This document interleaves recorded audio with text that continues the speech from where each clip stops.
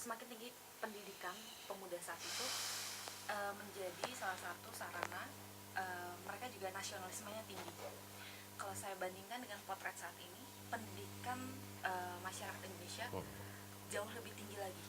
Bahkan mereka kalau secara pendidikan mereka sampai S3. Nah, tapi kok potretnya jadi berbeda Pak De dengan masa lalu. Malah pendidikan saat ini membuat mereka menjadi individualistis. Dan kalau misalnya zaman dulu mereka lebih membuat satu nasionalisme yang baik, kalau saat ini jadi terbalik Pak De. Nah, menurut Pak De ini gimana? Ya,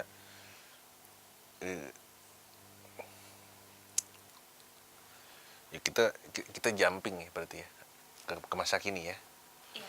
Ya, artinya ya kita harus melihat proses hari ini dengan yang waktu itu.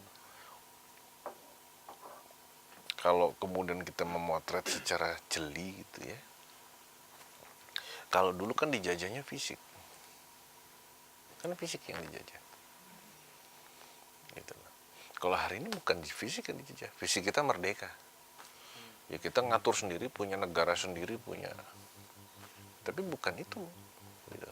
Yang dijajah adalah mindset kita. Justru yang dibunuh tadi kesadaran berbangsa, itu yang dibunuh hari ini, itu yang dijajah hari ini. Kalau dulu dijajah fisik, tapi itu kemudian muncul. Kalau hari ini diberi kemerdekaan di wilayah fisik ya, tapi kemudian ini yang dijajah, kesadaran yang dijajah. Itu perbedaannya. Kenapa kemudian hari ini semakin tinggi pendidikan seseorang, tidak kemudian memunculkan kesadaran itu untuk berbuat lebih hebat gitu kan? Karena dia makin pintar kan, harusnya dia makin lebih hebat dong. Dedikasi perbuatan dia, karya dia kan harusnya lebih hebat gitu. Nah, itu yang terjadi karena semakin pintar dia, sebetulnya dia semakin terjajah sebetulnya hari ini. Karena tadi penjajahnya melalui itu. Jadi kalau dulu mereka menjadi pintar, menjadi lebih cerdas gitu kan, tetapi tidak kehilangan nilai-nilainya. Nilai-nilainya tidak hilang, hanya orangnya lebih cerdas. Hari ini orangnya lebih cerdas, tapi mereka justru kehilangan nilai-nilai. Karena nilai-nilai itu yang dibunuh sekarang. Jadi jangan berharap kemudian jadi sama dengan dulu gitu. Makin tinggi pendidikannya, makin potensi dia untuk jadi predator makin tinggi. Padahal Budi Utomo sendiri kan sekolah kalau nggak salah berbahasa Belanda dan mereka punya background pendidikan Stovia yang tentunya pasti ada budaya Belanda lah, kalau saya pikir seperti itu. Ya. Tapi mereka bisa punya Anda bisa merasakan begini ya, di beberapa pendidikan yang kemudian dibuka, pendidikan waktu itu bahasa pengantar bahasa Belanda memang. Bahasa pengantar bahasa Belanda, karena memang keilmuan itu dari sana, buku-bukunya dari sana ya kan? Yang menyelenggarakan juga orang Belanda ya, otomatis harus berbahasa Belanda gitu kan, mau tidak mau gitu kan. Tetapi tadi bahwa mereka sadar betul bahwa ketika mereka mendapat kesempatan bersekolah, itu mereka tahu kenapa mereka harus bersekolah. Karena ingat loh, zaman dulu itu juga tidak setiap orang bisa memiliki kesempatan itu. Nah, siapa ya? Ya tetap saja waktu itu kaum bangsawan kan, kaum bangsawan yang boleh. Nah, anak-anak ini, kaum bangsawan ini kan ketika mereka disekolahkan oleh orang tuanya, tetap dibekali dengan semangat lokal kan. Anda kalau bahasa Hamengkubuwono itu dulu, bahkan Hamengkubuwono sampai di Belanda dulu, mengatakan sederhana, ya walaupun saya sekolah di Belanda dan berbahasa Belanda, tapi saya tetap orang Jawa. Itu clear. Dan itu pernyataan beliau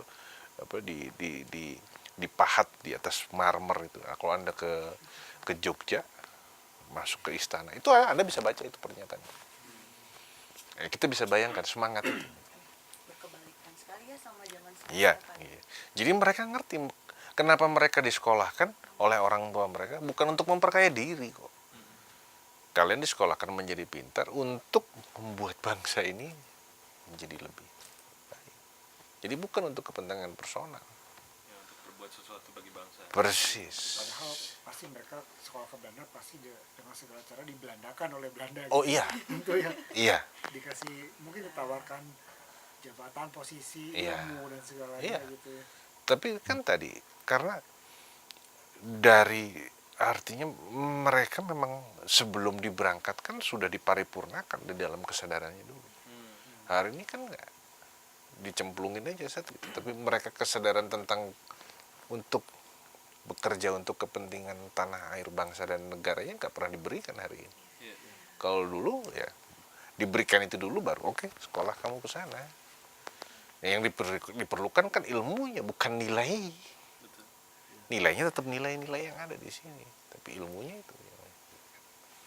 Jadi kita bukan anti ilmunya kan gitu. Karena tetap itu berguna, tapi nilai itu yang tetap dia selenggarakan adalah nilai-nilai yang sudah dia miliki sejak dia lahir kan, dia dibesarkan. Ya. Karena kalau kita potret kondisi sekarang, Pak,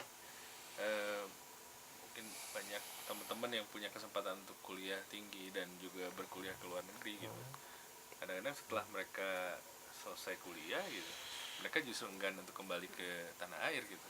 Mereka justru memilih, wah kayaknya lebih baik untuk bekerja di sana, untuk mendapatkan tawaran lebih menarik di sana gitu dibandingkan ke sini. Jadi ada satu nilai yang tadi Pak De bilang ya, nilai-nilai kebangsaannya itu atau nasionalisme ya bisa Iya. dibilang seperti itu hilang. Kalau kita mau bicara tentang pendidikan tadi, ini bahasan kita waktu di diskusi soal Hari Pendidikan Nasional, akhirnya kembali ke sana soal.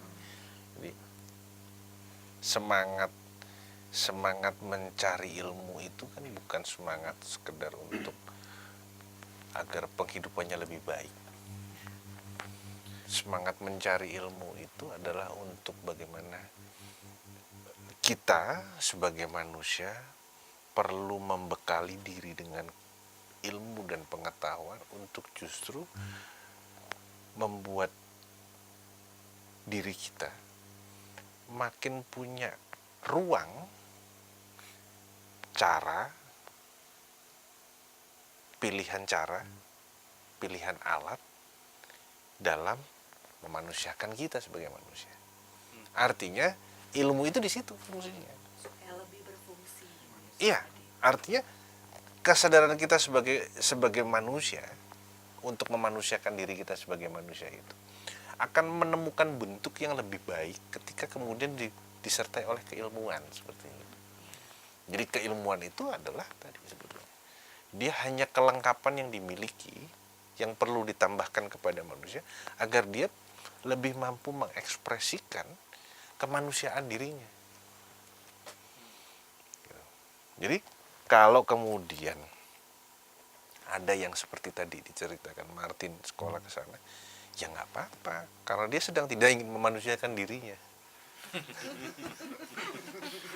Jadi nggak boleh dilarang itu. Kan ada orang yang pengen membuat dirinya untuk tidak jadi manusia kan gitu. Ya itu pilihan dia gitu loh. Tetapi kalau dia ingin memanusiakan dirinya, maka keilmuan yang dia peroleh seharusnya dia kembalikan pada hakikat itu. Hakikat untuk memanusiakan dirinya yang lebih tinggi. Dari apa yang dia lakukan, dia belum tahu ilmu apa-apa, dia cuma bisa lakukan segini katakanlah gitu. Tapi ketika dia sudah punya ilmu, dia bukan lagi segini, dia bisa lakukan segini gitu. Karena ada keilmuan yang dia miliki.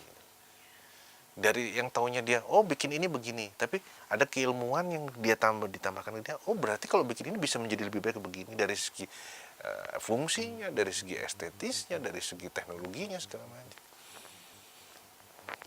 Jadi itu menyempurnakan karya, ilmu itu menyempurnakan karyanya gitu. Dari yang tadinya karyanya begitu sederhana, tetapi dengan keilmuan yang dimiliki ditambahkan kepada dirinya, karyanya menjadi lebih baik. Tetapi karya itu kan harusnya tadi untuk kemanusiaan, karya kemanusiaan. Jadi bukan sekedar untuk bagaimana saya jadi kaya, jadi enggak lah. Enggak itu. Gimana kalau kondisinya gini, mahasiswa yang kuliah di luar negeri nih, mereka melakukan penelitian atau penelitian untuk jadi profesor nih. Nah, sebenarnya mereka memang ada niat dan hati untuk memanusiakan manusia. Nah, tapi kita banyak tahu kan kalau misalnya di Indonesia ini seorang peneliti itu tidak dihargai. Sedangkan untuk menjadi peneliti dia butuh modal yang besar. Makanya dia lebih baik ya udah mending aku ke luar negeri aja nih. Aku bisa meneliti dan dibantu pemerintah dari luar untuk melakukan penelitian. Nah, ini kan jadinya mereka punya hati yang untuk memanusiakan manusia juga untuk melakukan penelitian. Nah, untuk kondisi yang seperti ini gimana Pak Dede? Ya, penelitian gini loh, ilmu itu kan tidak bebas nilai.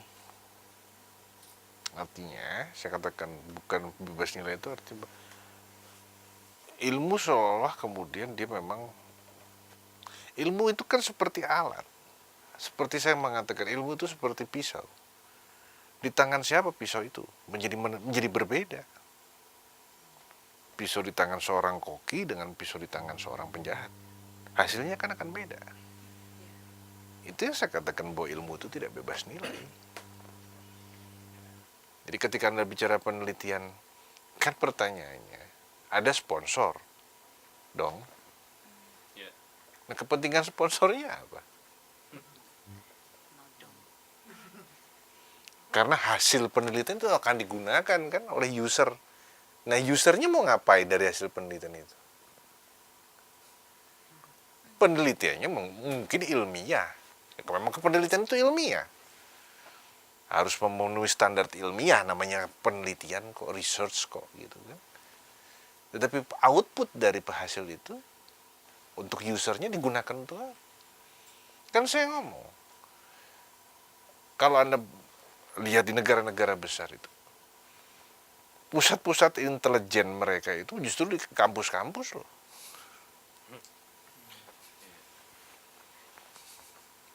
Ya karena mereka menggodoknya, meresearchnya di situ hasilnya.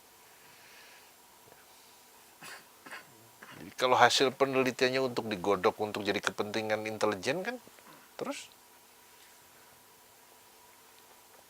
Jadi kita nggak bisa melihat itu sebagai sesuatu yang bebas nilai gitu. Tergantung user kan. Coba deh, pernah nggak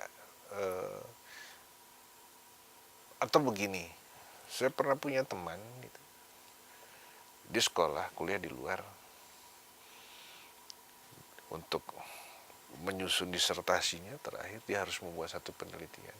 Dia ingin meneliti, membuat penelitian di negara di tempat dia. Oh, nggak boleh sama profesornya. Loh, kamu kan dari Indonesia, ya kamu dong teliti Indonesia, jangan teliti di sini. Benar nggak itu? Menurut Anda benar nggak itu? Harusnya sih boleh dong. Benar ya? Iya. Benar kan? Nggak? Salah. Hah? Harusnya sih boleh dong. Dia mau meneliti di negara itu atau mau di Indonesia gitu. Tapi alasan profesor loh, Anda kan orang Indonesia. Nanti kan Anda kan kembali ke Indonesia. Benar nggak kira-kira profesornya? Tergantung konteksnya. Kalau misalnya tentang sejarah Indonesia, ya tentunya di Indonesia. Loh, artinya kan keilmuan yang dia peroleh di situ nantinya kan dibawa pulang ke Indonesia. Lalu profesornya mengatakan kalau Anda mau bikin penelitian ya sebaiknya di Indonesia. Kalau misalnya keilmuan itu universal, kenapa hanya harus di satu tempat? Kalau dia universal bisa diaplikasikan ke seluruh tempat. Kalau saya nggak begitu melihatnya. Pertanyaannya satu, mereka tidak mau diteliti. Dan si mahasiswa ini kan meneliti di sana, di Indonesia, pulang deh ke Indonesia bikin penelitian.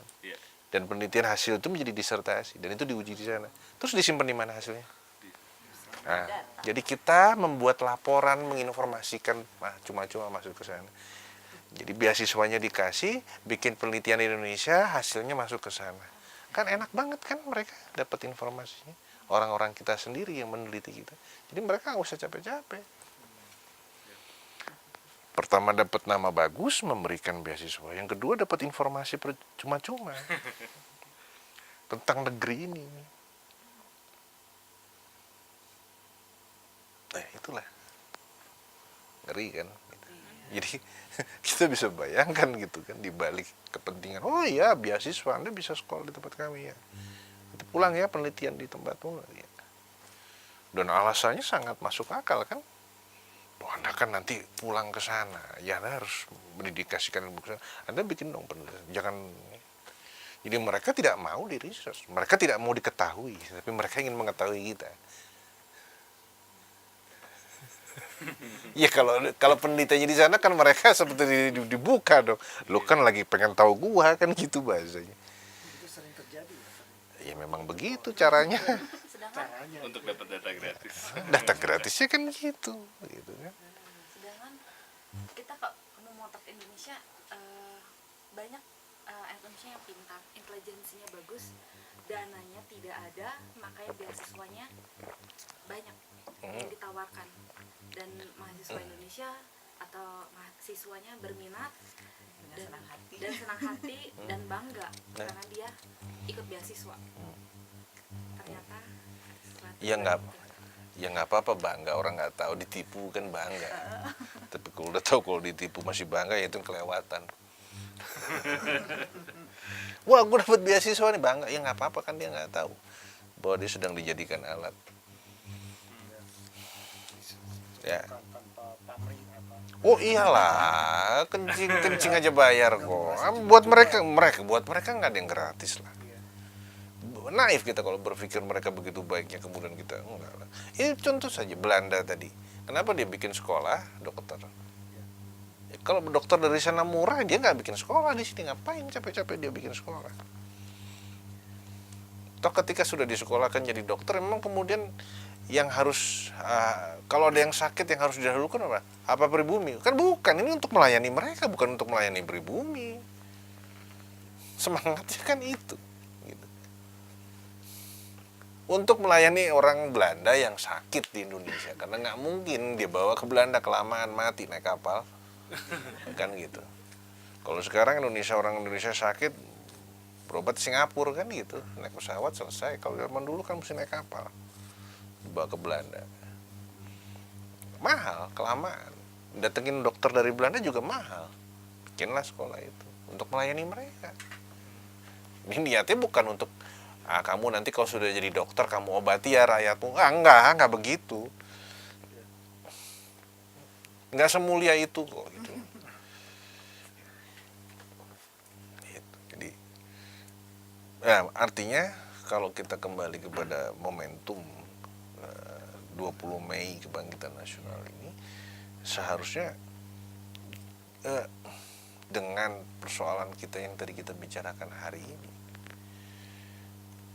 ya ini harusnya menjadi titik balik kebangkitan nasional yang sesungguhnya lah.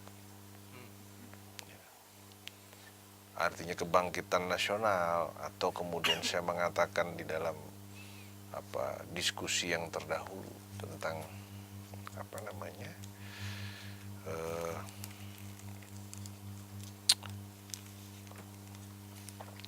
waktu diskusi bahas soal neolib gitu, saya katakan bahwa ini adalah satu momentum untuk menyambung kembali, membangunkan kembali, membangkitkan kembali revolusi yang belum selesai, atau saya mengatakan reawakening our revolution. Ya. Kebangkitan nasional ini harus menjadi momentum tadi, kebangkitan kembali revolusi kita. Ya, sebenarnya. Dengan peta persoalan yang sudah sedemikian complicated. Ya. Kalau penyakit udah komplikasi lah gitu.